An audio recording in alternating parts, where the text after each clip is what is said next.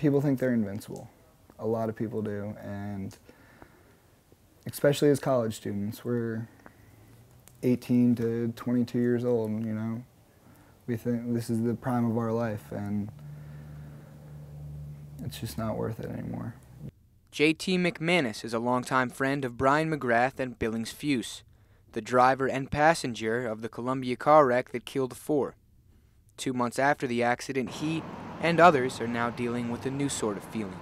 For it to just like say in black and white that he was drinking so much, it just kind of twisted the knife a little bit more. In late February, it was released that Brian McGrath, who crashed into a building on Shop Road at 90 miles an hour, had a blood alcohol content of nearly 0.16, twice the legal limit. According to research at the Cal State Counseling Center, someone this intoxicated will have difficulty walking, severely impaired judgment and perception, possible increased aggression, and could even experience a blackout.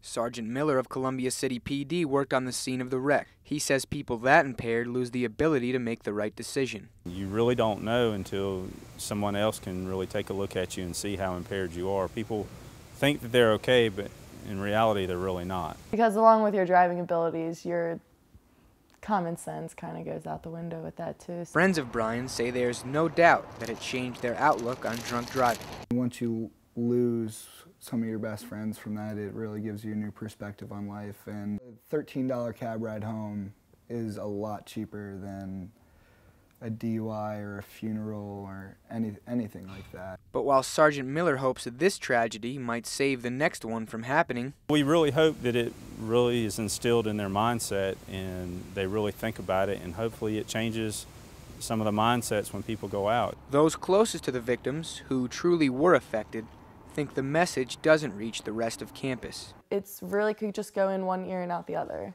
Like, unless it happens to you, like you really probably won't change your mind at all. You're not thinking about the consequences of what could actually happen, and the devastation that it would take on not only your life, but your friends' lives, your family's lives, and everyone you come in contact with. It affects everybody. It took an abrupt ending to nearly a decade-long friendship, but McManus now knows not to take anything for granted. All the repercussions of a tiny little decision, even if it's, yeah, I'm just driving 2 minutes down the road, you don't know what's around the next curve. I mean, you never know.